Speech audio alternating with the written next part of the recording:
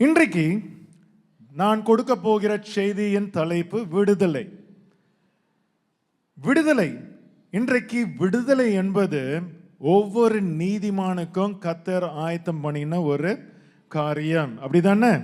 இன்றைக்கு கர்த்தர் நீதிமானை விடுவிக்கிற தேவனாக இருக்கிறார். கண்களை மூடுவோமாக. ஏசப்பா, இன்றைக்கு நாங்கள் பேச போகிற வார்த்தைகள் எங்களுடைய வார்த்தைகளாக இருக்கக்கூடாது. நாங்கள் சிந்தித்த காரியங்கள் எங்களுடைய சிந்தனையாக இருக்கக்கூடாது. இந்த சபைக்கு நீர்தான் பேச வேண்டும் ஏசப்பா. இந்த சபைக்கு நீர்தான் பிரதான மேய்ப்பர். அந்த பிரதான மேய்ப்பருடைய குரலை கேட்பதற்காக உங்களுடைய பிள்ளைகள் வந்திருக்கிறார்கள். வந்திருக்கிற பிள்ளைகளை வார்த்தை கொண்டு நீர் ஆசீர்வதியும். இயேசு கிறிஸ்துவின் நாமத்தில் ஆமென். ஆமென்.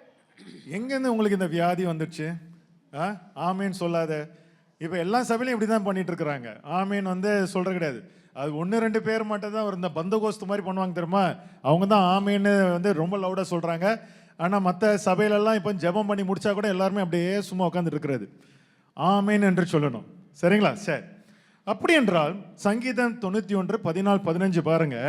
அவன் என்னிடத்தில் வாஞ்சையா இருக்கிறபடியினால் அவனை விடுவிப்பேன். என் நாமத்தை அவன் அறிந்திருக்கிறபடியால் அவனை உயர்ந்த அடைக்கலத்தில் வைப்பேன். அவன் என்னை நோக்கி கூப்பிடுவான், நான் அவனுக்கு மறு உத்தரவு அருளி செய்வேன்.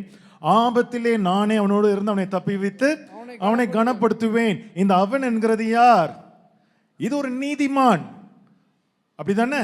அவன் என்கிறது ஒரு நீதிமான். ஏனென்றால் பழைய ஏற்பாடு காலத்துல கர்த்தர் வெறும் இஸ்ரவேலர்களுக்கும் நீதியை நடப்பிக்கிற பிள்ளைகளை மட்டும்தான் விடுவிக்கிற தேவனாக இருந்தார். வேற புறஜாதிகளுக்கு அந்த விடுதலை கிடையாது. அப்படிதானே? வேற இந்த இஸ்ரவேலரை அற்ற வேற ஒரு காரியமா இருந்தாலும் விக்கிர வழிபாடு பண்ணுகிறவர்களா இருந்தாலும் அந்த விடுதலை கிடையாது. அப்படி என்றால் இந்த விடுதலை, இந்த உபகாரம், இது ஒவ்வொரு நீதிமானுக்கும் கர்த்தர் கொடுத்த ஒரு சுதந்திரம். ஆமென். எல்லாம் அப்பப்ப நடுல ஆமேன் சொல்லுங்க.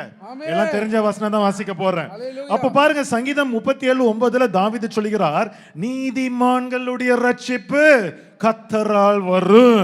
அப்படி என்றால் உங்களுடைய விடுதலை, உங்களுடைய பாதுகாப்பு, உங்களுடைய உபகாரம் யாருடைய கருத்திலிருந்து வரும்? கர்த்தருடைய கருத்தில் வரும். நீங்கள் நீதிமான்களாக இருந்தால் இக்கட்டு காலத்தில் அவரே உங்கள் அடைக்கலம். ஆமென். அப்படி என்றால் நீங்கள் நீதிமான்களாக இருந்தால் நீங்க உலகத்தை பார்த்து நீங்க பயப்பட வேண்டாம். நீங்க உங்க வார்த்தையை குறித்து நீங்கள் ஜாக்கிரதையாக இருக்க வேண்டும் என்று நினைக்க வேண்டாம். நீங்கள் எந்த ஜனங்களையும் பார்த்து நீங்கள் அஞ்ச வேண்டாம். இன்னைக்கு நீங்க எந்த விதத்திலும் ஒரு சமரசம் செய்ய வேண்டாம், யாருக்கும் விட்டு கொடுக்க வேண்டாம். அது மட்டும் கிடையாது, கர்த்தர் உங்களுக்கு ஒரு விசேஷித்த ஒரு தைரியம், ஒரு அதிகாரத்தை உங்களுக்கு கொடுத்திருக்கிறார். ஏனென்றால் கர்த்தர் நீதிமானை தான் அவருடைய கரத்தினால் ரட்சிக்கிற தேவனாக இருக்கிறார். ஆமென். விசுவாசிக்கிறவங்க ஒரு அல்லேலூயா சொல்லுங்க. ஆமென். இப்போ இப்படிப்பட்ட நீதிமானதான் ஆபத்து நாட்களிலே நான் அவனோடு இருந்து அவனை நான் கனப்படுத்துவேன் என்று சொல்கிறார். அப்படிதானே? அப்படி என்றால் இங்கதான் பாருங்க, ஒரு வாக்கு தத்தமும் ஒரு சவாலையும் பேதுரு எழுதுகிறதை நாம் பார்க்கிறோம். 1 பேதுரு 3:12 13 வசனத்தை வாசிங்க. இதுல 12 வசனம் ஒரு வாக்கு தத்தம். கர்த்தருடைய நிலைங்க ஆன் பண்ணிக்கொள்ளுங்க. 13 ஒரு சவால். சரிங்களா? சரி, வாசிங்க.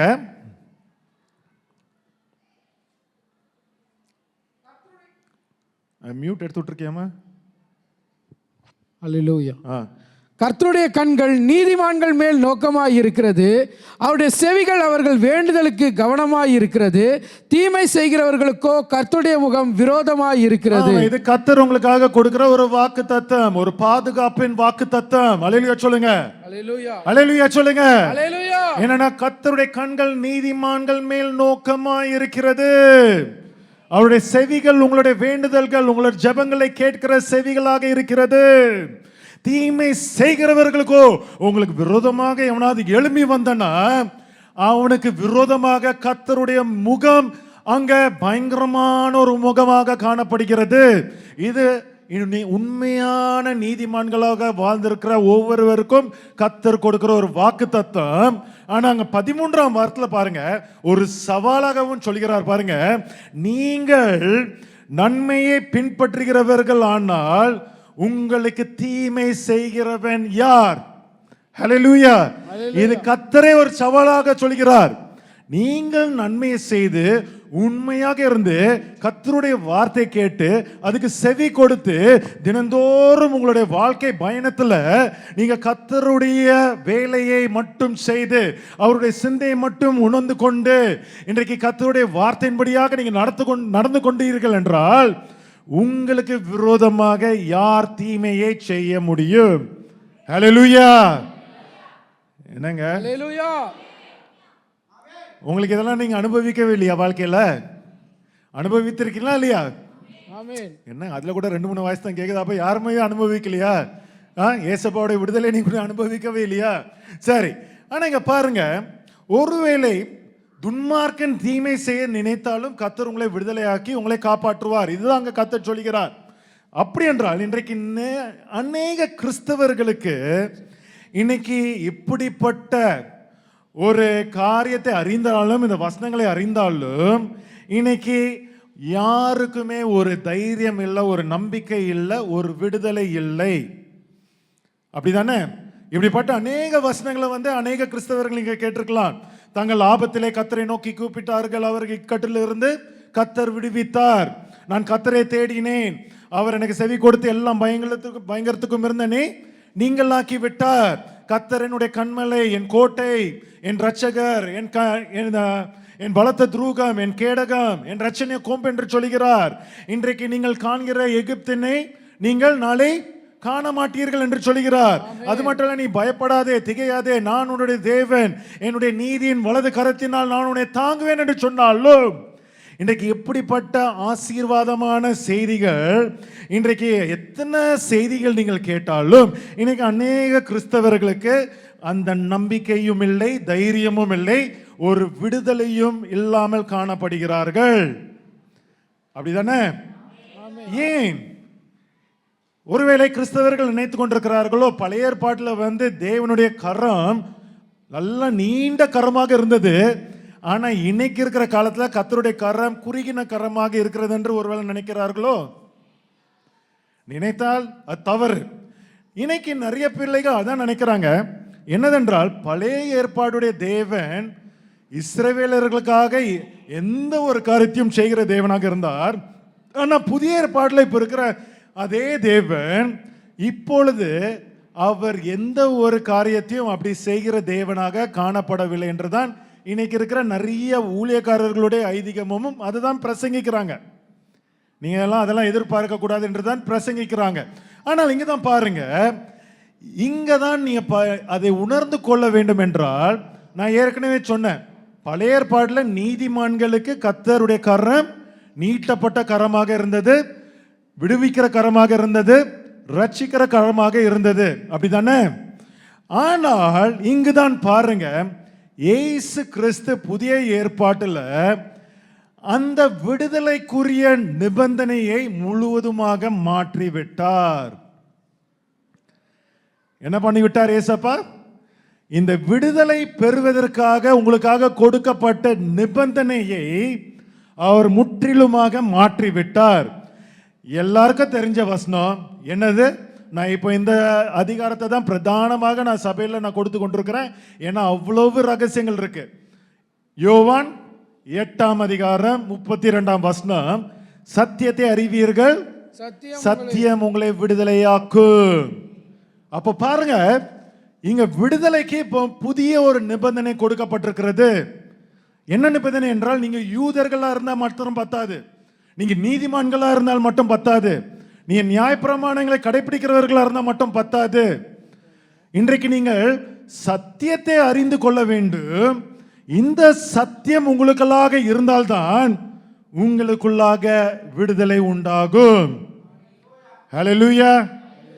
இதை கண்டு நீங்க ஆச்சரியப்படாதீங்க. ஏனென்றால் இன்னைக்கு அநேகருக்கு அப்படி என்றால் ஒரு கேள்வி எழும்பலாம். அப்படி என்றால் இப்பொழுது இதன்படியாக சத்தியத்தின்படியாக மட்டும்தான் இப்போ ஏசப்பா விடுவிக்கிறாரா? பழைய ஏற்பாடு காலத்தின்படியாக அவர் கரத்தை நீட்டி அன்னைக்கு இஸ்ரவேலருக்கு அற்புதத்தை செய்தாரே, அன்றைக்கு யோதா நதியில் இருக்கும் பொழுதும் செங்கடல்ல இருக்கும் பொழுது அவங்க மாட்டிக்கொண்டிருந்த நேரத்தில் விடுவித்தாரே, அப்படிப்பட்ட தேவன் இன்றைக்கு அப்படிப்பட்ட கிரியைகளை செய்ய மாட்டாரா என்ற ஒரு கேள்வி ஒருவேளை கிறிஸ்தவர்களுக்குள்ளாக வரலாம். ஆனா இங்க பாருங்க, ஒரு நம்பிக்கை என்னதென்றால் இன்றைக்கு கர்த்தர் கண்டிப்பாக உங்களை விடுவிக்கிற தேவனாக இருக்கிறார். அதுல எந்த ஒரு சந்தேகமும் இல்லை தானே? விடுவிப்பார் தானே உங்களைய. பழைய ஏற்பாட்டில் இருந்த அதே யெகோவா தேவன் அவர் இன்றைக்கு நம்மளே விடுவிக்கிற தேவனாக இயேசு கிறிஸ்துவாக இருக்கிறார். அதுல விசுவாசம் இருக்கிறது தானே? அப்படிதானே? அப்படி என்றால் இன்றைக்கு அந்த புதிய ஏற்பாடின்படியாக சத்தியத்தை அறிவீர்கள், சத்தியம் உங்களை விடுதலையாக்கும் என்ற ஒரு நிபந்தனை கொடுத்தாரே, இதை நாம் அறிந்து கொள்ள வேண்டும். இது எப்படிப்பட்ட விடுதலை என்று நாம் அறிந்து கொள்ள வேண்டும். ஏன்னா பாருங்க, இதான் உண்மையான கிறிஸ்துவ வாழ்க்கை, வெற்றிகரமான ஒரு வாழ்க்கை. இதுதான் புரிந்து கொள்ளுங்க. சரி, ரொம்ப சிம்பிளா தான் நான் கற்றுக் கொடுக்க போறேன்.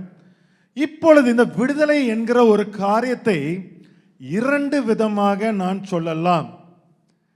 எப்படி என்றால், நல்லா புரிந்து கொள்ளுங்க, விடுதலை என்கிற அந்த காரியத்தை நான் இரண்டு விதமாக நான் சொல்லிக் கொடுக்க போறேன்.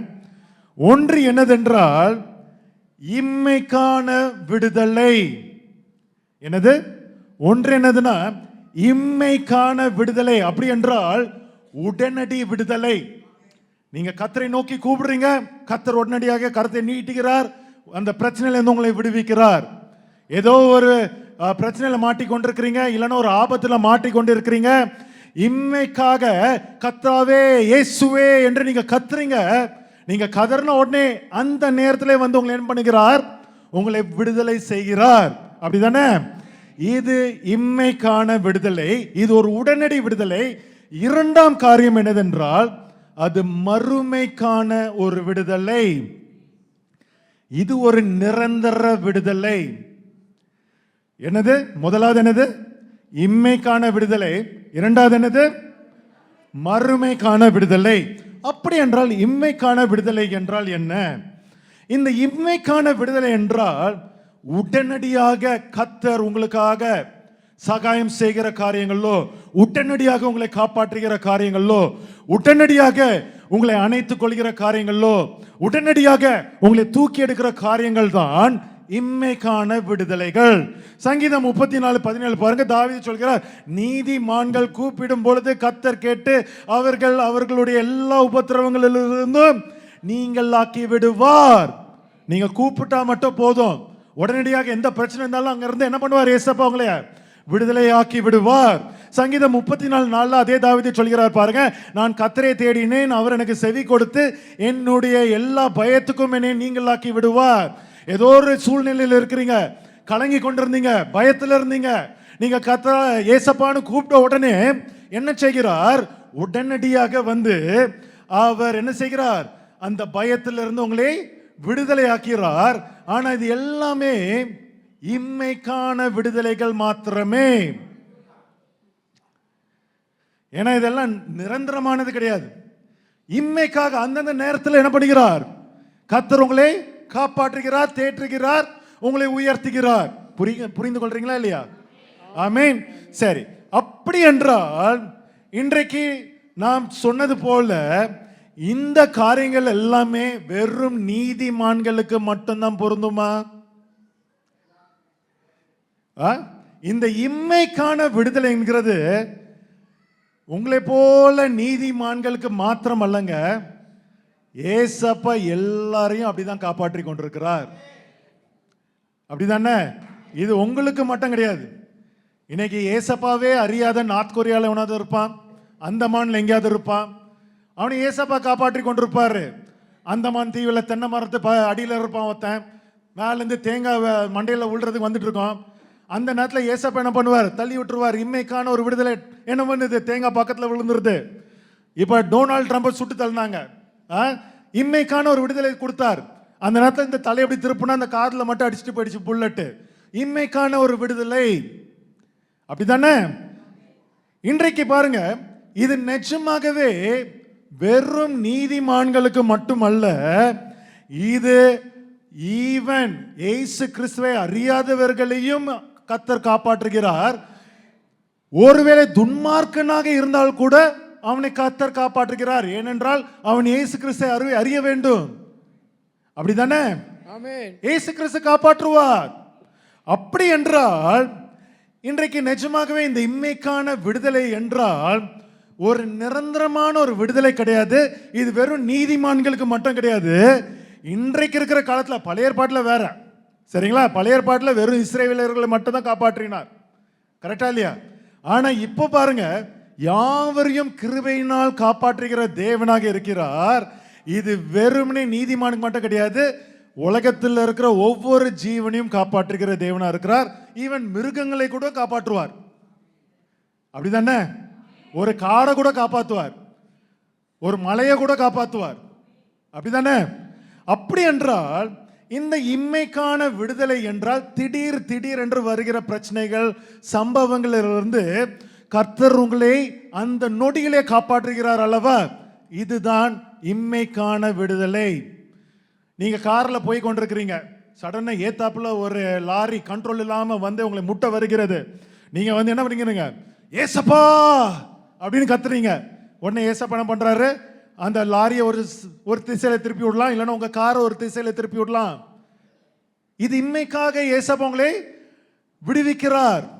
அது மட்டும் இல்ல, நீங்க ரோட்ல போயிட்டு இருக்கீங்க, சடனா ஒரு சொறி நாய் வந்து உங்களை கடிக்க வருது, இல்லைன்னா ஒரு பாம்பு வந்துருச்சு பக்கத்துல, ஏசப்பான்னு கத்துறீங்க, அந்த சொறி நாய் ஓடி போயிருது, அந்த பாம்பு உங்களை கண்டுக்காமே போயிடுது.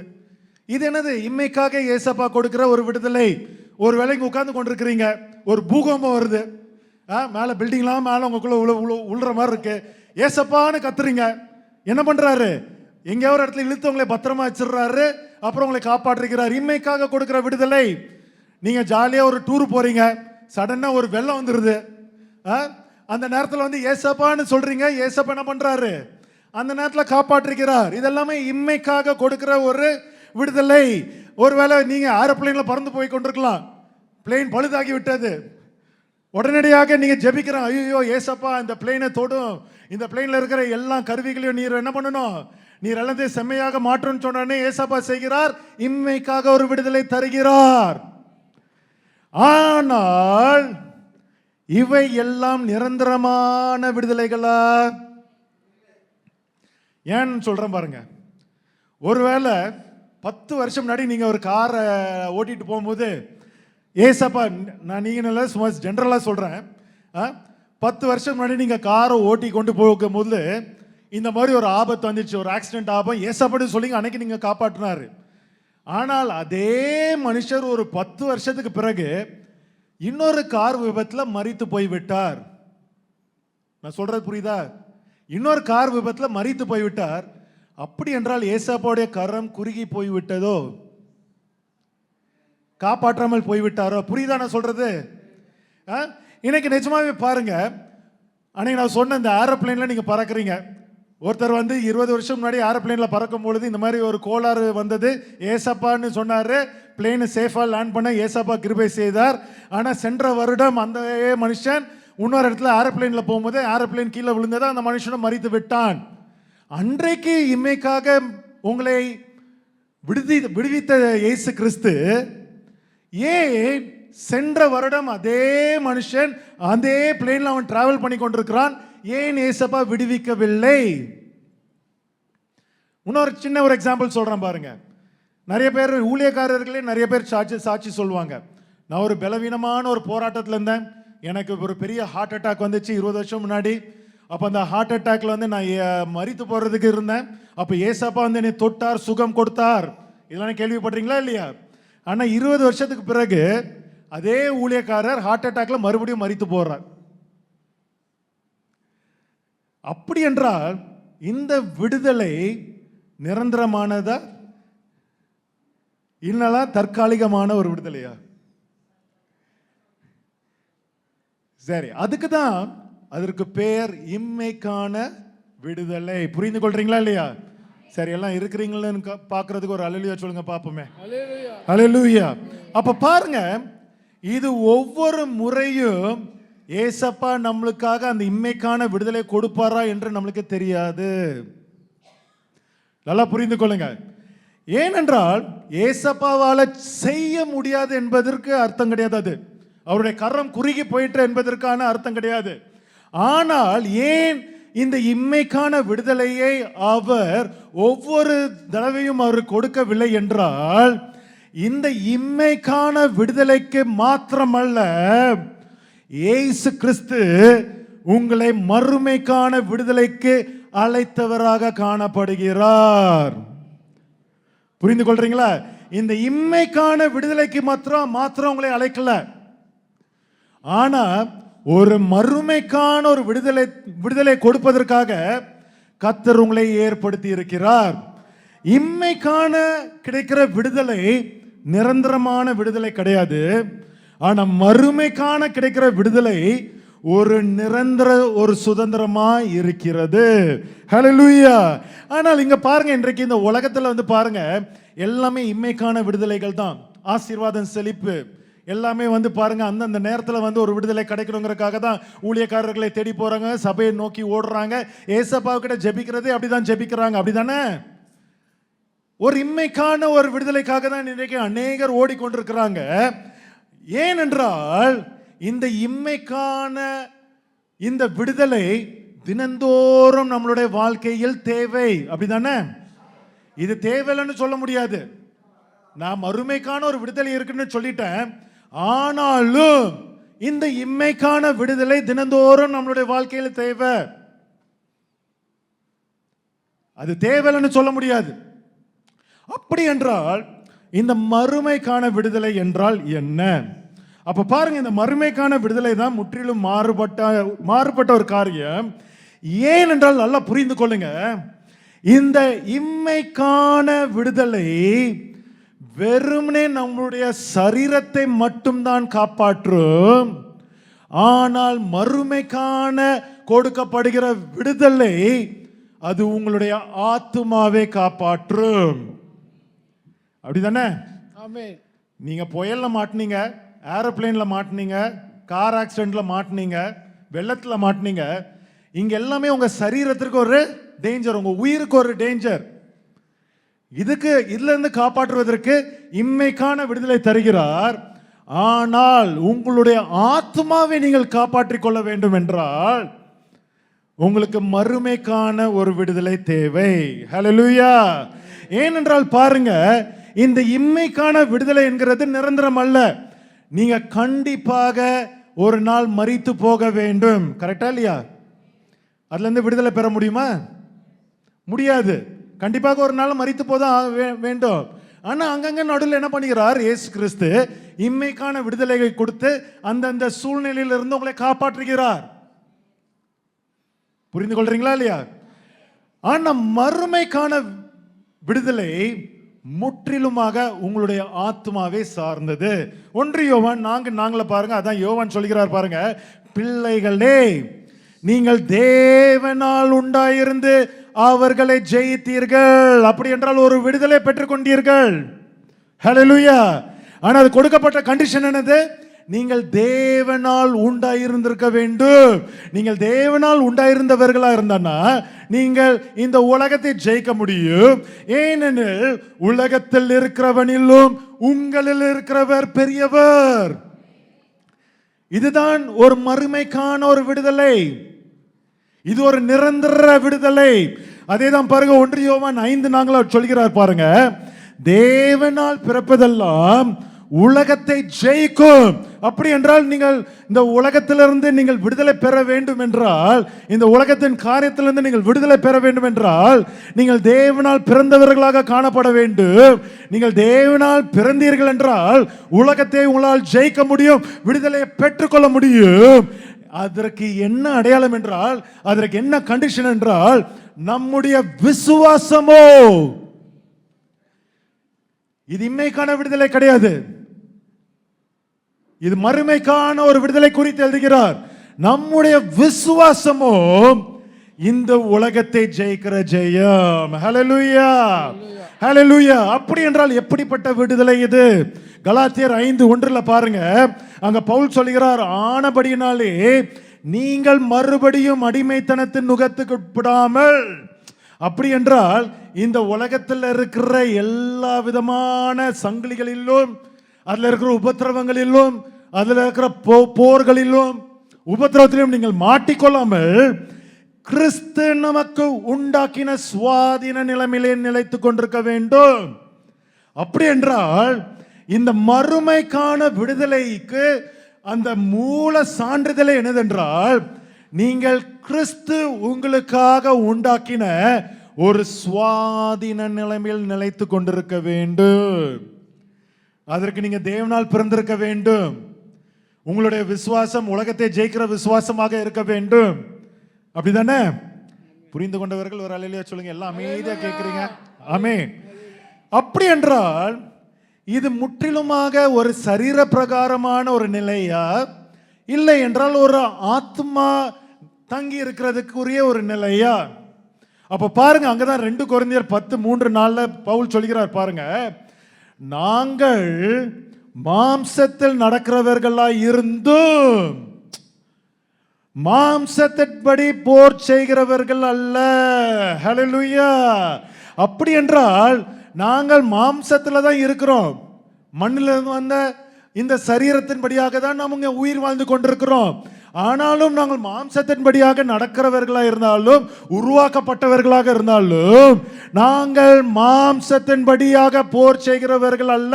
அப்படி என்றால் இம்மைக்காக மாத்திரம், இம்மைக்காக கிடைக்கிற விடுதலையை நோக்கி மாத்திரம் எதிர்பார்த்து கொண்டு வாழ்கிற கிறிஸ்தவர்கள் அல்ல. புரிந்து கொள்றீங்களா இல்லையா? ஆமென். மாம்சத்தின்படி நீங்க போர் செய்கிறவர்கள் அல்ல.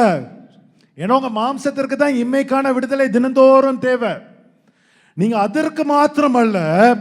4ஆம் வசனத்துல பாருங்க, எங்களுடைய போராயுதங்கள் மாம்சத்திற்கு ஏற்றவைகளாய் இராமல் அரண்கள் நிர்மூலமாகுகிறதற்கு தேவ பல மூலமுமாயிருக்கிறது.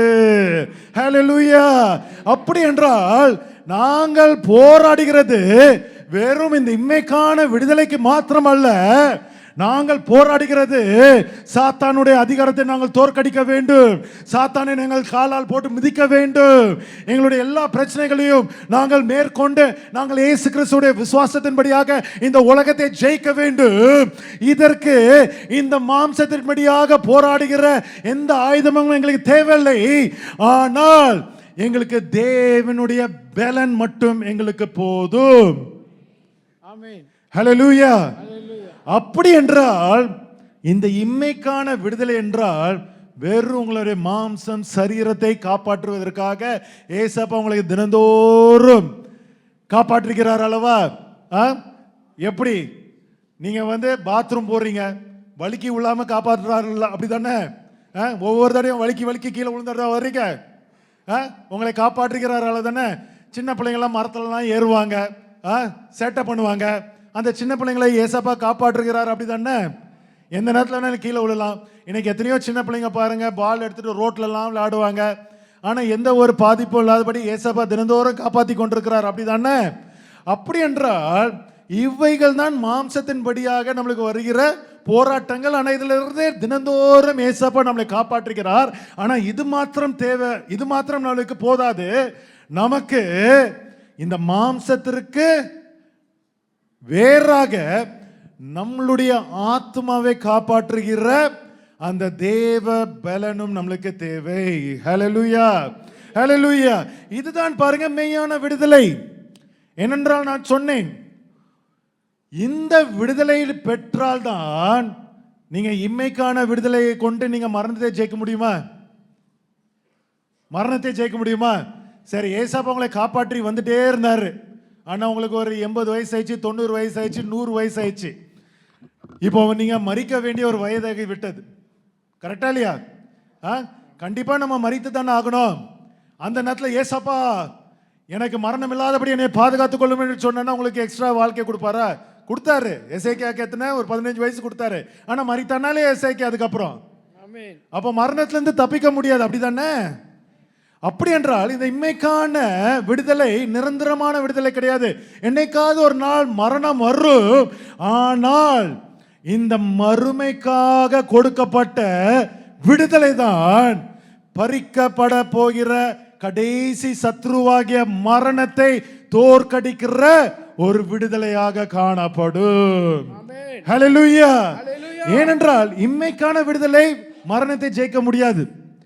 ஆனா மறுமைக்காக ஏசப்பா கொடுக்கிற விடுதலை அந்த கடைசி சத்ருவாகிய மரணத்தை ஜெயிக்க முடியும். அதனால தான் 1 கொரிந்தியர் 15 பாருங்க, அங்க சொல்கிறார் பவுல், மரணமே உன் கூர் எங்கே, பாதாளமே உன் ஜெயம் எங்கே. 57 வசனத்தை சொல்கிறார், நம்முடைய கர்த்தராகிய இயேசு கிறிஸ்துனாலே நமக்கு ஜெயம் கொடுக்கிற, அப்படி என்றால் நம்மளுக்கு விடுதலை கொடுக்கிற தேவனுக்கு ஸ்தோத்திரம். ஹalleluya. அப்படி என்றால் நீங்கள் மறுமைக்கான விடுதலை பெற்றிருந்தால் மட்டுமே நீங்கள் மரணத்தை ஜெயிக்க முடியும். நீங்க எவ்வளவு தடவைனாலும் ஏசப்பா யாரை வேணாலும் காப்பாற்றுவார். உங்களை மாதிரி நீதிமான்கள் மட்டும் இல்ல, உலகத்தில் இருக்கிற எப்படிப்பட்ட ஜனங்களா இருந்தாலும் அவர்களை இம்மைக்காக அந்த நேரத்தில் காப்பாற்றி கொண்டே தான் இருப்பார். சின்ன பிள்ளைங்களை காப்பாற்றி கொண்டு தான் இருப்பார், பெரியவர்களை காப்பாற்றி கொண்டு தான் இருப்பார். ஆனா ஒரு நேரம் வரும் பொழுது கண்டிப்பாக எவ்வளவுதான் காப்பாற்றினாலும் இம்மைக்காக மரணம்னு ஒன்று வரும்பொழுது அந்த மரணத்தை சந்திக்க தான் முடியும், தவிர அந்த மரணத்துல இருந்து இம்மைக்காக காப்பாற்ற மாட்டார், காப்பாற்றவும் முடியாது. ஆனால் மறுமைக்காக கொடுக்கப்பட்ட விடுதலையில நீங்க மரணத்தையும் நீங்கள் ஜெயிக்க முடியும். ஹalleluya, ஹalleluya. நல்ல உற்சாகமாக ஒரு ஹalleluya சொல்லுங்க. எனக்கு காலையில அங்க முகப்பேர்லயும் செய்தி கொடுத்தனால கொஞ்சம் தொண்டை கொஞ்சம் இதாயிடுச்சு. சரி, அதனால இன்னைக்கு நிஜமாகவே பாருங்க, இதை தான் 1 யோவான் 5:4 நம்ம வாசித்தோம். நம் தேவனால் பிறப்பதெல்லாம் உலகத்தை ஜெயிக்கும், நம்முடைய விசுவாசமோ உலகத்தை ஜெயிக்கிற ஜெயம். அப்படி என்றால் இந்த மறுமைக்கான விடுதலை வேண்டும் என்றால் ஒரு விசுவாசம் நம்மளுக்கு தேவை. நாம் தேவனால் பிறந்திருக்க வேண்டும். அந்த தேவனால் பிறந்திருக்க வேண்டும் என்றால் உங்களுக்குள்ளாக ஒரு விசுவாசம் நிலைநிறுத்தப்பட்டிருக்கிறது, அப்படித்தானே? ஒரு விசுவாசம் தேவை. அந்த விசுவாசம் என்ன சொல்லுங்க பார்க்கலாம். என்ன விசுவாசம் இருந்தால் நீங்க இந்த மறுமைக்கான விடுதலை நீங்கள் பெற்றுக்கொள்ள முடியும்? இயேசுவே மெய்யான இயேசு கிறிஸ்துவே மெய்யான தேவன். அது எங்க இருக்குது? முதல் வசனம் வாஸ்தவம் எங்க இருக்கு? புனிதா சிஸ்டர் கரெக்டா சொன்னாங்க.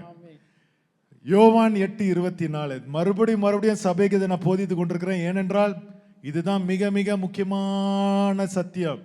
ஏனென்றால் இயேசு கிறிஸ்து பகிரங்கமாக நான் தான் பிதான்னு அறிவிக்கிற ஒரு பகுதி இது. அப்ப பாருங்க, நானே அவர் என்று நீங்கள் விசுவாசியாவிட்டால் உங்கள் பாவங்களிலே சாவீர்கள். அப்போ உங்க விசுவாசம் என்னதான் இருக்க வேண்டும்? இயேசு கிறிஸ்துவே பிதா. நானே அவர். யார் அந்த அவருங்க? இன்னைக்கு உலகத்துல பாருங்க எல்லாருமே சாக்கு போக்கு. நானே பேசுறேன், நிறைய நண்பர்களே, நானே அவர்னா அவர் அவர் நானே தேவ ஆட்டுக்குட்டின்னு சொன்னார்ப்பா, நானே தாசன் என்று சொன்னார்ப்பா, நானே குமார் என்று சொன்னார்ப்பா, நானே தேவகுமார் என்று சொன்னார்ப்பா, நானே பரிகாரி என்று சொன்னார்ப்பா அப்படின்னு சொல்லி மல்லு கட்டுறாங்க. ஆனா இந்த குழப்பெல்லாம் வரும்னு தெரிந்த அந்த யோவான் தான் 3 வசனங்களுக்கு பிறகு அழகாகவே அவரே எழுதிட்டாரு. யார் அந்த அவரா? அவர் பிதாவை குறித்து பேசினார் என்று அவர்கள் அறியா இருந்தார்கள். அப்படி என்றால் நானே அவர் என்று ஏசப்பா யாரை பார்த்து சொல்லி இருக்கிறார்? பிதா தான். நானே பிதா என்று நீங்கள் விசுவாசியாவிட்டால் உங்கள் பாவங்களில் நீங்கள் சாவீர்கள். இந்த விசுவாசம் இருந்தால் தான் நீங்கள் தேவனால் பிறந்திருக்க முடியும். நீங்க இந்த விசுவாசத்தின்படியாக தேவனால் பிறந்து நீங்கள் உண்மையான ரட்சிப்பை பெற்றுக் கொண்டிருந்தீர்கள் என்றால் தான் நீங்கள் மறுமைக்கான அந்த விடுதலையை நீங்கள் பெறவே முடியும். அதுதான் ஏசப்பா சொல்கிறார் பாருங்க. 30ஆம் வசனத்துக்கு வாங்க. இவைகளே அவர் சொல்லுகையில் அநேகர் அவரிடத்தில் விசுவாசம் வைத்தார்கள். என்ன விசுவாசம் வைத்தார்கள்? இதான் விசுவாசம். ஒரு கிறிஸ்தவனுக்கு எத்தனை விசுவாசம் இருக்க வேண்டும்? ஒரே கர்த்தர், ஒரே விசுவாசம், ஒரே ஞான ஸ்நானம். எபேசியர் 5:4. ஒரே கர்த்தர், ஒரே விசுவாசம், ஒரே ஞான ஸ்நானம். அப்படி என்றால் என்ன விசுவாசம்? இப்ப பாருங்க, அவரிடத்தில் விசுவாசம் வைத்தார்கள். எதுல விசுவாசம் வைத்தார்கள்? இந்த இயேசு கிறிஸ்து தான்ப்பா எங்களுடைய பிதாவாகிய தேவன் இப்போது மாம்சத்தில் வெளிப்பட்டிருக்கிறார். இந்த இயேசு கிறிஸ்து வேற யாரும் கிடையாது, இந்த இயேசு கிறிஸ்து தான் எங்களுடைய பிதாவாகிய தேவன் என்று விசுவாசித்தார்கள். ஆமென். ஹalleluya. அது மட்டும் கிடையாது, இதுக்கு ஒரு பேரும் கொடுக்கிறார் பாருங்க. 31ஆம் வசனத்துல இயேசு கிறிஸ்து, இயேசு தம்மை விசுவாசித்த யூதர்களை நோக்கி, அப்ப அங்க விசுவாசித்த யூதர்களை நோக்கி சொல்கிறார் பாருங்க, நீங்கள் என் உபதேசத்தில் நிலைத்திருந்தால் மெய்யாகவே என் சீஷராய் இருப்பீர்கள். அப்படி என்றால் அது ஒரு பேர் கொடுத்திருக்காரு. என்ன பேரு? இந்த விசுவாசத்திற்கு ஒரு பேர் கொடுத்திருக்கிறார். இது பேர் என்னது? திருத்துவ உபதேசத்துல விசுவாசிக்கணுமா, இல்லைன்னா ஜெகோவா விட்னஸ்ல விசுவாசிக்கணுமா, இல்லைன்னா பிரண்ணா மேல விசுவாசிக்கணுமா? என்ன உபதேசம்? நீங்கள் இது என்னது? என் உபதேசத்தில். அப்படின்னா யாருடைய உபதேசம்? இயேசு கிறிஸ்துடைய உபதேசம். இது ஒன்றுதான் உங்களுடைய விசுவாசமாக இருக்க வேண்டும். ஹalleluya. என் உபதேசத்தில். கிறிஸ்துவின் உபதேசம் இல்லாதவன் கிறிஸ்துவின் அடைவனல் அல்ல, உடையவன் அல்ல. 1 யோவான்ல நம்ம பைபிள் ஸ்டடியில எல்லாம் பார்த்துட்டு இருக்கிறோம். கிறிஸ்துவின் உபதேசத்தை கொண்டிருக்கிறவனே, என்ன மறந்துடுச்சு எனக்கு, கிறிஸ்துவின் உபதேசத்தை கொண்டிருக்கிறவனே, எல்லாம் மறந்துட்டீங்களா? பைபிள் ஸ்டடியில பார்த்தோம். சரி, அதை பார்த்து கொள்ளுங்க. ஆனா பாருங்க, இங்க முழுமையாக இது இயேசு கிறிஸ்துவின் உபதேசம். இதுதான், இந்த உபதேசத்துல தான் நீங்க நிலைத்திருக்க வேண்டும். இந்த விசுவாசம் என்னது? இயேசு கிறிஸ்துவாகிய நான் தான் அந்த பிதா என்று நீங்கள் உணர வேண்டும். கடைசியில பாருங்க, ஒரு சிக்னேச்சர் மாதிரி அவர் போட்டார் பாருங்க. இதான் மறுமைக்கான உங்களுக்காக கொடுக்கப்படுகிற விடுதலை. ஏசப்பா சொல்கிறார் 32ஆம் வசனத்துல, இதுதான்ப்பா சத்தியம். எது சத்தியம்? கிறிஸ்துவின் உபதேசம், நானே அவர் என்ற அந்த விசுவாசம். இதுதான்ப்பா சத்தியம். இந்த சத்தியத்தை நீங்கள் அறிந்து கொள்வீர்கள், இந்த சத்தியம் உங்களை விடுதலையாக்கும். ஹல்லேலூயா. அப்படி என்றால் நீங்க இன்றைக்கு அநேகர் இம்மைக்கான ஒரு விடுதலைக்காக நீங்கள் வாழ்ந்து விடுதலை பெற்றுக்கொண்டு தான் இருக்கிறீங்க.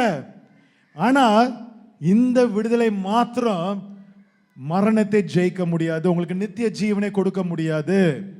நித்திய ஜீவனை கொடுக்கிற ஒரு மறுமைக்கான ஒரு விடுதலை கர்த்தர் ஆயத்தப்படுத்தி வைத்திருக்கிறார்.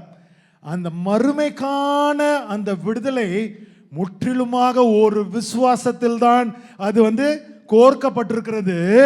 அந்த விசுவாசம் என்னதாக இருக்க வேண்டும்? இயேசு கிறிஸ்துவாகிய நானே அவர் என்று நீங்கள் விசுவாசிக்க வேண்டும். அவரே நானே அந்த பிதா என்று விசுவாசிக்க வேண்டும். ஹல்லேலூயா. நீங்க அதை விசுவாசித்தீர்கள் என்றால் தான், அன்றைக்கு இயேசு கிறிஸ்து சொன்னார் பாத்தீங்களா, பிதா குமாரன் பரிசுத்த ஆவியின் நாமத்தில் ஞானஸ்நானம் கொடுங்கள் என்று மத்தேயு 28:19 சொன்னார். ஆனா பேதுருக்கு என்ன விசுவாசம்? இந்த சத்தியம் என்கிற இந்த விசுவாசம் பேதுருக்குள்ளாக இருந்தது. அதனால் ஏசப்பா சொன்ன அந்த பட்ட பெயர்களை அவன் அறிந்து கொண்டு, இந்த இயேசு கிறிஸ்து தான் பிதா, நானே அவர். இந்த இயேசு கிறிஸ்து தான் அந்த குமாரன், நானே அவர். இந்த இயேசு கிறிஸ்து தான் பரிசுத்த ஆவி, நானே அவர் என்று அறிந்து கொண்டு அவன் இயேசு கிறிஸ்து நாமத்தில் ஞானஸ்நானம் கொடுக்கிறான்.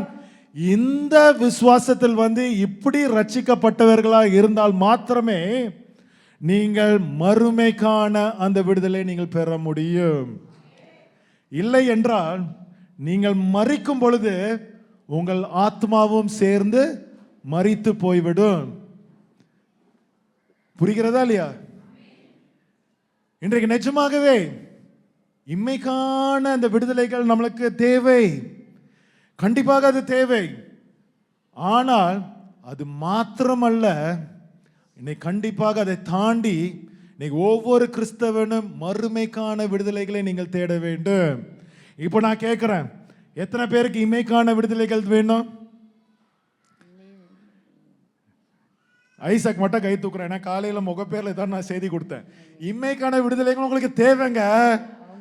ஏசப்பாவோட விடுதலை இல்லாம எப்படி நீங்க உயிர் வாழ்ந்துருவீங்களாங்க? ஒரு ரோட கிராஸ் பண்ண முடியுமா? பத்திரமா ரோட்ல போய் வீட்டுக்கு போய் சேர முடியுமா? ஒரு காட்டுக்குள்ள போக முடியுமா ஏசப்பாவுடைய பாதுகாப்பு இல்லாம?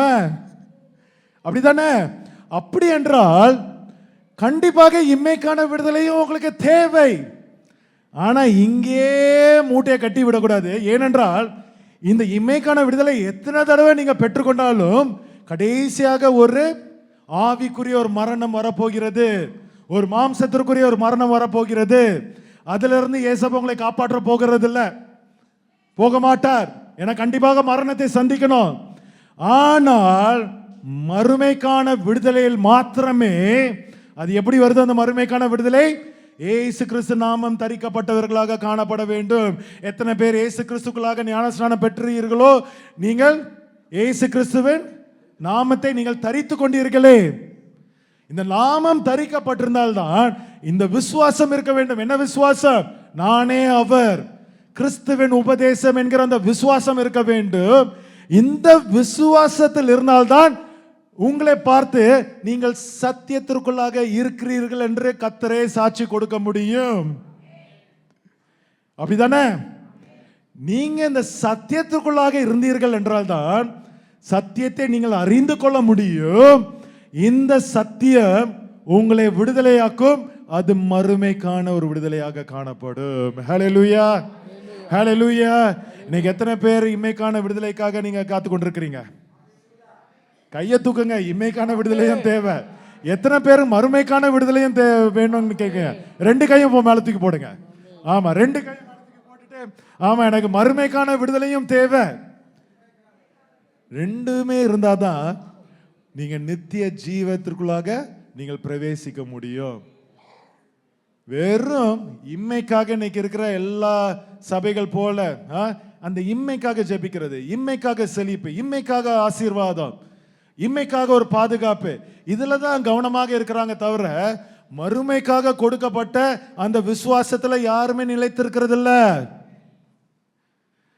காப்பாற்றுவாரு, அந்த சபையின் பிள்ளைங்களையும் காப்பாற்றுவாரு, நார்த் கொரியால இருக்கிறவனே காப்பாற்றுவாரு, அந்தமான்ல இருக்கிறவனையும் காப்பாற்றுவாரு, ஆப்பிரிக்கால இருந்தாலும் காப்பாற்றுவாரு, எங்க இருந்தாலும் காப்பாற்றுவாரு, ஒருவேளை மார்ஸ்ல இருந்தா கூட காப்பாற்றுவாரு.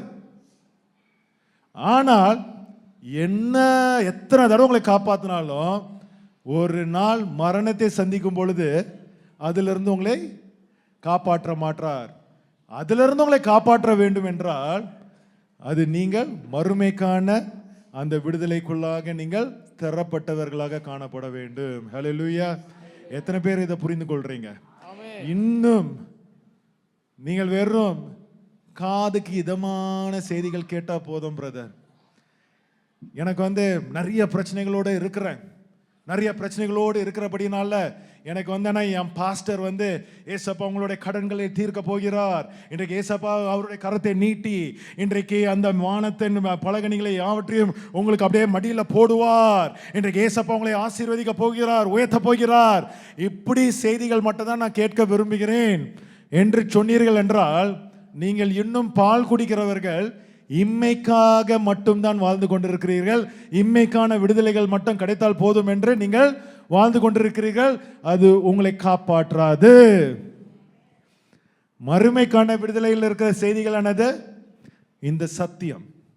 சத்தியத்தை என்னது? சத்தியத்தை என்ன பண்ணணுமா? நீங்க அறிந்து கொள்ளணும்.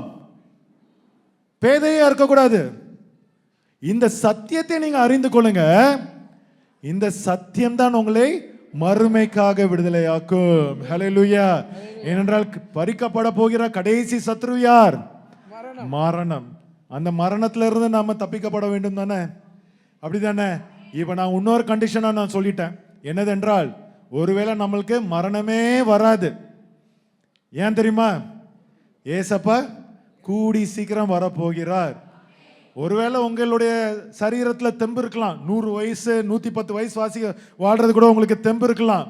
ஆனால் நீங்க 50 வயசு இருக்கும் பொழுதே ஏசப்பா ஒருவேளை உலகத்தில் வந்து விட்டார் என்றால் அங்கேயே உங்களுடைய வாழ்க்கை முடிந்து விட்டது. கரெக்டா இல்லையா? அங்கேயே உங்களுடைய வாழ்க்கை முடிந்து விட்டது. ஆனால் நீங்க சத்தியத்தில் இருந்தீர்கள் என்றால் உங்க வாழ்க்கை தொடரும். நித்திய ஜீவனருக்குள்ளாக உங்க வாழ்க்கை தொடரும். நீங்க மறிக்க மாட்டீங்க, சரீர பிரகாரம் மறிக்க மாட்டீங்க. நீங்க ஏசப்பா வரும்பொழுது இந்த சத்தியத்திற்குள்ளாக இருந்தீர்கள் என்றால் உங்கள் வாழ்க்கை நித்திய ஜீவ காலமாக தொடரும். ஆனால் இந்த மறுமைக்கான விடுதலை இந்த சத்தியத்திற்குள்ளாக நீங்கள் இல்லை என்றால் உங்க வாழ்க்கை ஒருவேளை நீங்க 100 வயசு வாழ்றதுக்கு தகுதி உள்ளவர்களாக இருப்பீங்க. ஆனா அந்த 50 வயசுலேயே உங்களுடைய மரணத்தை நீங்கள் சந்தித்து விட்டீர்கள். இயேசு கிறிஸ்து வரும் பொழுது நீங்கள் ரட்சிக்கப்படாதவர்களாக இருந்தீர்கள் என்றால், சத்தியத்தை அறிந்து கொள்ளாமல் இருந்தீர்கள் என்றால், இன்னும் துணிகரமான பாவங்களை செய்து கொண்டிருந்தீர்கள் என்றால், இன்னும் சுயநீதியின்படியாக நடந்து கொண்டிருக்கிறீர்கள் என்றால், இன்னும் வேதத்தின் இந்த வசனங்களாம் கீழ்ப்படியாம நம்மளுடைய சபையை இன்னும் வியாபார சந்தையாக நீங்க மாற்றிக்கொண்டிருக்கிறவர்களாக இருந்தீர்கள் என்றால், கர்த்தர் வரும்பொழுது கண்டிப்பாக கர்த்தர் உங்களை எடுத்துக்கொள்ள மாட்டார். நீங்க உயிரோடு இந்த உலகத்துல இது வேணா இருப்பீங்க ஒரு 7 வருஷம், ஆனாலும் அது மரணத்திற்கு சமம். அப்படிதானே? அது மரணத்திற்கு சமம். முடிஞ்சு போயிடுச்சு லைஃப். ஆதலால் சபையின் பிள்ளைகளே, அதிக ஜாக்கிரதையோடு காணப்படுங்க. ஏசப்பா வருகை சீக்கிரமாக இருக்கிறது. நம்ம வாழ்க்கை முழுவதுமாக வாழ்ந்து மனம் திரும்பி, நிறைய பேர் நினைச்சு கொண்டிருக்கலாம் ஜாலியா வாழ்ந்துட்டு நம்ம ஒரு 70-80 வயசு ஆனதுக்கு அப்புறம் ஏசப்பா கிட்ட எல்லாத்தையும் அர்ப்பணித்து நம்ம என்ன பண்ணலாம், பரலோக ராஜ்யத்துக்குள்ளாக போயிடலான்னு இன்னைக்கு நிறைய பேர் அப்படிதான் பிளான் போடுறாங்க. அப்படிதானே? ஆனா ஏசப்பா இப்போ வந்து விட்டார் என்றால் நீங்க அந்த பருவ நிலைக்கு நீங்க போவே மாட்டீங்க. ஏதர் நீங்க நித்திய ஜீவ காலமாய் வாழ முடியும், இல்லென்றால் உயிரோடே இருப்பீங்க.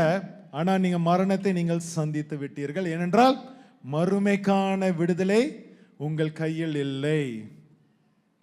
புரிந்து கொள்றீங்களா இல்லையா? இன்னைக்கு நிஜமாகவே நான் சொல்கிறேன், நம்மளுடைய சபையின் பிள்ளைகள் எல்லாம் இதுல பரிபூர்ணப்பட வேண்டும். இன்னும் பால் குடிக்கிற பிள்ளைகளாக இருக்கக்கூடாது. நல்ல பலமுள்ள ஆகாரத்தை சாப்பிடுகிற பிள்ளைகளாக மாற வேண்டும். உண்மையான சத்தியத்தை தேடுகிற பிள்ளைகளாக மாற வேண்டும். இந்த வேதாமத்தை தினந்தோறும் வாசிக்கிற பிள்ளைகளாக மாற வேண்டும். எத்தனை பேர் இந்த வேதாமத்தை வாசிக்கிறீங்க? எத்தனை பேர் வாசிக்கிறீங்க? நிறைய பேரால தைரியமாக கையை மேலே கூட போட முடியல. ஏன்னா நீங்க வாசிக்கிறதே கிடையாது, எனக்கு தெரியும். ஏன்னா உங்ககிட்ட பேசும்போதே எனக்கு தெரிஞ்சு கொண்டுவேன், நான் அறிந்து கொள்வேன். நீங்க வேதாமத்தை வாசிக்கிறீங்களா, ஜெபிக்கிறீங்களா? நீங்க சும்மா என்கிட்ட கதெல்லாம் விட முடியும். என் பிள்ளைங்க இப்படிலாம் வாசிக்கிறாங்க பிரதர், தினந்தோறும் நான் அப்படி வாசிக்க வைக்கிறேன் பிரதர், தினந்தோறும் எங்க வீட்டில் ஜெப கூட்டம் இருக்கும் பிரதர், நாங்க இப்படிலாம் பண்றோம் பிரதர் அப்படின்னு நீங்க மனுஷர் என்கிட்ட சொன்னா கூட தேவனுடைய ஆவி என்கிட்ட வேற விதமா உணர்த்தும். ஏனென்றால் உங்களுடைய கிரியைகள் அப்படிப்பட்ட கிரியைகளாகவே இருக்காது. முதல்ல உங்களுடைய சிந்தனை அப்படிப்பட்ட சிந்தனையாகவே இருக்காது. ஏன் மனுஷனாகி என்கிட்ட உங்களுடைய சாட்சியை சொல்றீங்க? முதலாவது நான் வேதாமத்தை இப்படி வாசிக்கிறேன், நான் இப்படி ஜெபம் பண்றேன், நான் இப்படி உபவாசம் இருக்கிறேன் என்ற மனுஷங்கிட்ட நீங்க சொல்லணும்னு அவசியமே இல்லையே. ஆனா நீங்கள் சொன்னீர்கள் என்றால் நான் உடனடியாக கண்டுபிடிச்சிருவேன் நீங்க நிஜமாவே வேதாமம் வாசிக்கிறீங்களா இல்லையான்னு தெரியும். ஏன்னா நீங்க அவ்வளோ பெருமையா பேசுறீங்க. இங்க யூத் ஃபெலோஷிப் சண்டே கிளாஸ் நான் போய் நடத்தும் பொழுது உங்க பிள்ளைங்க எப்படி இருக்கிறாங்க என்று நான் பார்த்துட்டு தான் இருக்கிறேன். இன்னும் எங்க கிட்ட பேர் வாங்கணும்னு உங்களை ஏமாற்றி கொள்ளாதீங்க. என்கிட்டயும் எங்க அப்பா கிட்டயும் பேர் வாங்கி நீங்க எதையும் சம்பாதிக்க போறதே கிடையாது, இழந்து தான் போக முடியும். ஊழியக்காரர்கிட்ட பெருசா பெருமையா பேசி நீங்க உங்களை பெரிய ஒரு ஆளு போல காட்டிக்கொள்ள விரும்பாதீங்க. அது கண்டிப்பாக அது என்னதுன்னா இம்மைக்காக நீங்க பேசுகிற காரியங்கள் தான். நாங்கெல்லாம் பேசுறதெல்லாம் இழந்து மறுமைக்காக பேசுகிற காரியங்கள். இன்னைக்கு அருமையான சபையின் பிள்ளைகளே, 1-2 பிள்ளைகள் ஒருவேளை துணிகரமாக அவர்கள் தவறு செய்து கொண்டிருக்கலாம். ஆனா நான் சொல்லுகிறேன், அதெல்லாம் நீங்க பார்க்கவே பார்க்காதீங்க. உங்களுக்காக கர்த்தர் ஒரு ஓட்டத்தை அவர் நிர்ணயித்து வைத்திருக்கிறார். அந்த ஓட்டத்துல முதலாவது நீங்க ஓடுறீங்களா இல்லையான்னு நீங்க பாருங்க. அந்த ஓட்டத்துல இன்னும் நீங்கள் ஓடாமல், நீங்க அனலும் இல்லாமல் குளிரும் இல்லாமல் வெது வெதுப்பாய் இருந்தீர்கள் என்றால் கர்த்தர் என்ன பண்ணுவாரா? வாந்தி பண்ணி போயிடுவார். நீங்க எப்படி என்றால் உயிரோடு இருக்கிறவர்கள் போல காணப்படலாம், ஆனா செத்தவர்களாய் இருப்பீர்கள். இது தேவையா நம்மளுக்கு? இன்னைக்கு அருமையான சபையின் பிள்ளைகளே, உணர்ந்து கொள்ளுங்கள். நீங்க உணர்ந்து கொள்ளுங்கள். உங்களுடைய அவல நிலையை நீங்கள் உணர்ந்து கொள்ளுங்கள். நீங்கள் எவ்வளவு ஏசப்பாவுக்காக நீங்கள் அர்ப்பணித்து, வாலிப பிள்ளைகள், எஸ்பெஷலி வாலிப பிள்ளைங்க, நீங்க எவ்வளவு செய்தி இந்த சபையில கேட்டிருக்கீங்க. உங்களுக்கெல்லாம் இப்ப வேதாகமம் வாசிக்கிறது நேரம் இருக்கு. நீங்கெல்லாம் எப்படி நீங்க வளர்ந்துருக்கணும். இப்ப சபையில நான் ஒரு வாரம் செய்தி கொடுத்தா வாலிப பிள்ளைங்க நீங்க ஒரு வாரம் செய்தி கொடுக்கிற அளவுக்கு நீங்க வளர்ந்துருக்கணும்.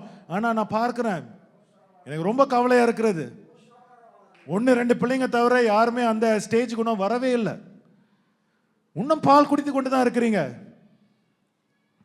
நான் நிஜமா சொல்கிறேன், இந்த சத்தியத்தை அறியாமல் நீங்க வெறுமனே இந்த உலகத்திற்காக இம்மைக்காக வாழ்ந்து கொண்டு இருக்கிறவர்களாக இருந்தீர்கள் என்றால் இம்மைக்காக தினந்தோறும் ஏசப்பா கொடுப்பார். உங்களுக்கு தேவையானதை கொடுப்பார். இம்மைக்காக உங்க சரீரத்துக்கு தேவையான ஆகாரத்தை கொடுப்பார். உங்களுடைய மெடிக்கல் பில்லுக்குரிய பணத்தை கொடுப்பார். உங்களுக்கு பாதுகாப்பை கொடுப்பார். உங்களுக்கு தேவையான ஒரு வீட்டுக்கு தேவையான பொருட்களை கொடுப்பார். இதெல்லாம் இம்மைக்கான காரியங்கள் தான். ஆனால் பரிபூர்ணமான ஒரு விடுதலை வேண்டும் என்றால் இந்த மறுமைக்கான இந்த விடுதலையை நீங்கள் அறிய வேண்டும். அதற்கு தேவை ஒரு விசுவாசம் தேவை. அந்த விசுவாசம் என்னது? இயேசு கிறிஸ்துவுடைய உபதேசம். அந்த உபதேசம் என்னது? நானே அவர் என்று அறிந்து கொள்கிற உபதேசம். இந்த விசுவாசம் உங்களுக்குள்ளாக இருந்தது என்றால் நீங்க உலகத்தை ஜெயித்தவர்களாக காணப்படுவீர்கள். கடைசியாக பறிக்கப்பட போகிற சத்ருவான அந்த மரணத்தையும் நீங்கள் ஜெயித்தவர்களாக காணப்படுவீர்கள். அப்போதான் நீங்க தைரியமாக சொல்ல முடியும், மரணமே உன் கூரெங்கே, பாதாளமே உன் ஜெயம் எங்கே? எத்தனை பேர் தைரியமாக சொல்ல முடியும்? தைரியமாக சொல்கிற பிள்ளைகளாக மாற வேண்டும். மரணத்தை ஜெயித்த பிள்ளைகளாக எல்லாரும் எழுந்து நிற்போம். எல்லாருமே நீங்க அர்ப்பணித்து ஜெபிக்க போறீங்க.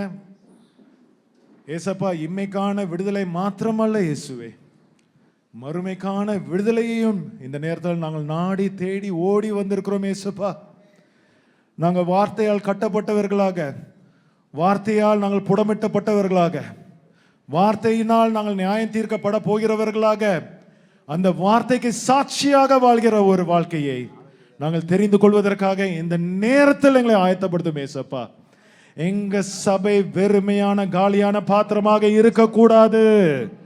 எங்களுடைய சபை ஏசப்பா ஆவின் அபிஷேகத்தினாலும் உம்முடைய உற்சாகத்தின் ஆவியினாலும் உனது ஆனந்த தைலத்தினாலும் நிரப்பப்பட்ட சபையாக காணப்பட வேண்டும். ஏசப்பா, அதற்கு எங்களுக்கு தேவை உம்முடைய விசுவாசம், உம்முடைய சத்தியம் எங்களுக்கு தேவை. இந்த சத்தியம் எங்களை விடுதலையாக்க வேண்டும் ஏசப்பா. உலகத்தின் பாடுகளில் இருந்து விடுதலையாக்க வேண்டும் ஏசப்பா. உலகத்தில் இருக்கிற எல்லா கவலைகளில் இருந்து விடுதலையாக்க வேண்டும் ஏசப்பா. இந்த உலகத்தில் இருக்கிற எல்லா துன்பங்கள், உபத்திரவங்கள், இந்த உலகத்தில் இருக்கிற எல்லா போராட்டங்களில் இருந்தும் எங்களை இந்த சத்தியம் விடுதலையாக்க வேண்டும் ஏசப்பா. எங்களை சுற்றி அநேக உபத்திரவங்கள் இருந்தாலும் நான் மகன மகிழ்ச்சியாய் இருப்பேன், கர்த்தருக்குள்ளாக சந்தோஷமாய் இருப்பேன். ஏனென்றால் நான் இம்மைக்காக வாழ்கிற ஒரு மனுஷன் அல்ல, ஆனால் மறுமைக்கான விடுதலை பெற்ற இயேசு கிறிஸ்துவின் சத்தியத்தினால் நீதிபரனாக தரிக்கப்பட்ட ஒரு மனுஷியாக நான் வாழ்ந்து கொண்டிருக்கிறேன். எங்க சபை அப்படிப்பட்ட ஒரு சபையாக, தேவ நீதியை நடப்பிக்கிற சபையாக, தேவனுடைய ராஜ்யத்திற்கு பிரோஜனமுள்ள ஒரு சபையாக வாழ வேண்டும் ஏசப்பா. அப்படிப்பட்ட ஒரு வாழ்க்கை எங்களுடைய சபையின் பிள்ளைகள் மத்தியில் காணப்பட வேண்டும் இயேசுவே. அதற்காக எங்களுடைய சபையின் பிள்ளைகளை ஒப்பு கொடுக்கிறோம் ஏசப்பா. பேராக நீர் அழைத்திருக்கிறீர் ஏசப்பா. தாயின் கருவில் இருக்கிறது முன்பதாகவே இந்த பிள்ளைகளை நீ தெரிந்து கொண்டிருக்கிறீர் ஏசப்பா. இந்த பிள்ளைகளை இந்த சபைக்கு நீர் கொண்டு வந்தது உம்முடைய சித்தம் ஏசப்பா. இந்த சத்தியத்தின்படி நடத்தினது உம்முடைய சித்தம் ஏசப்பா.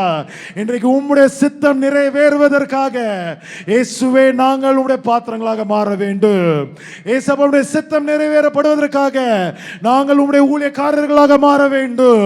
உம்முடைய சித்தம் நிறைவேறப்படுவதற்காக உம்முடைய ராஜ்யத்தின் பிரயோஜனம் முதலிய ஒரு எஜமானருக்கு சேவை செய்கிற ஒரு ஊழியக்காரனாக நான் மாற வேண்டும் ஏசப்பா. அதற்காக இந்த பாத்திரங்களை, வெறுமையான பாத்திரங்களை நீ நிரப்ப வேண்டும். நிரப்புங்க ஏசப்பா, நிரப்புங்க ஏசப்பா. உம்முடைய வார்த்தைகளால் நிரப்புங்க ஏசப்பா. ஆவின் அபிஷேகத்தினால் நிரப்புங்க ஏசப்பா. இந்த வார்த்தைகளை நாங்கள் வாசிக்கிறதுக்கு ஒரு தாகத்தை தாரும் ஏசப்பா. உம்முடைய ஆவியில நாங்கள் ஜெபிக்கிறதுக்கு எங்களுக்கு ஒரு வாஞ்சையை தாரும் ஏசப்பா. உம்முடைய வழியில் எங்களை நடத்தும். எல்லா பாவத்தையும் நீக்கிவிடும், எல்லா அசுத்தத்தையும் நீக்கிவிடும். நாங்கள் பாவம் செய்திருக்கிறோம், இந்த நேரத்தில் மன்னிப்பு கேட்கிறோம் ஏசப்பா. எங்களை மன்னியும் ஏசப்பா, எங்களை மன்னியும் ஏசப்பா. நாங்கள் இதோ இந்த நேரத்தில் உம்முடைய சத்தியத்துக்கு நேராக நடக்கிற பிள்ளைகளாக எங்களை நாங்கள் மாட்டிக்கொள்ள விரும்புகிறோம். அதற்காக எங்களை நாங்கள் அர்ப்பணித்துக் கொள்கிறோம் இயேசுவே. இயேசுவே, நீர் மகிமைப்பட வேண்டும் ஏசப்பா. நீர் எங்களை பார்த்து உண்மையும் உத்தமமான ஊழியக்காரனே, இதோ என் ராஜ்யத்திற்குள்ளாக பிரவேசி என்று சொல்லுகிற பிள்ளைகளாக நாங்கள் காணப்பட வேண்டும் ஏசப்பா.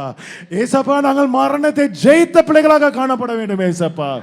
நாங்கள் பாதாளத்தின் வாசல்களை ஜெயித்த வீரர்களாக காணப்பட வேண்டும் ஏசப்பா. அதற்காக நாங்கள் எங்களை அர்ப்பணிக்கிற வேளையிலே எங்களை கண்ணோக்கி பாரும் ஏசப்பா. எங்களை இன்னொரு முறை கண்ணோக்கி பாரும் ஏசப்பா. ஒருவேளை நாங்கள் தூரமாக கடந்து சென்றிருந்தாலும் நீங்கள் எங்கள் அருகில் வரும் பொழுது பிழைத்திரு என்று சொன்னீரே, அதே வார்த்தை எங்கள் மத்தியில் பேசும் ஏசப்பா. எங்களை பார்த்து பிழைத்திரு என்று சொல்லும் ஏசப்பா. சத்தியத்தில் நடக்கிற பிள்ளைகளை பிழைத்திரு என்று சொல்லும் ஏசப்பா. அதன்படியாக எங்களுக்குள்ளாக ஒரு புது ஆவியை தாரும் ஏசப்பா. ஒரு புது ஜீவியத்தை தாரும் ஏசப்பா. ஒரு புதிய ஒரு சரீரத்தை தாரும் ஏசப்பா. உமக்காக ஜீவிக்கிற ஒரு வாழ்க்கையை தாரும் ஏசப்பா. அதற்காக நாங்கள் முழு மனதோடு நாங்கள் ஒப்பு கொடுக்கிறோம் இயேசுவே. எங்கள் ஜெபங்களை நீர் கேட்டிருக்கிறீர் ஏசப்பா. எங்களுடைய பொருத்தனையை நீர் கேட்டிருக்கிறீர் ஏசப்பா. எங்களுடைய ஆசைகளை நீர் அறிந்திருக்கிறீர் ஏசப்பா. அதன்படியாக நாங்கள் வாழ்வதற்காகவும் ஜீவிக்கிறதற்காகவும் எங்களை உம்முடைய ஆலயமாக ஒப்பு கொடுக்கிறோம் ஏசப்பா. எங்களுடைய சரீரம் உம்முடைய ஆலயமாக மாறட்டும். எங்களுடைய சரீரங்கள் உம்முடைய ஆலயமாக மாறட்டும். ஒரு பரிசுத்த ஒரு கூடாரமாக மாறட்டும். நீர் வாசம் செய்கிற ஒரு வாசஸ்தலமாக மாறட்டும் ஏசப்பா. அப்படிப்பட்ட ஒரு மகன் மகளாக எங்களை மாற்றும். புத்திர சுயாரத்தின் ஆவியை நீர் தாரும். நீர் எங்களுக்குள்ளாக இருந்து இந்த உலகத்தை நாங்கள் ஜெயிக்கும் பொழுது நாங்கள் உமக்கு ஆராதனையும் சாட்சியும் ஏறெடுப்பதற்கு எங்களை ஆயத்தப்படுத்தும் ஏசப்பா. நாங்கள் அர்ப்பணிக்கிறோம், ஒப்பு கொடுக்கிறோம். இயேசு கிறிஸ்து என்கிற உம்முடைய விலையேற பெற்ற நாமத்தில் வேண்டிக் கொள்கிறோம் பிதாவே. ஆமென்.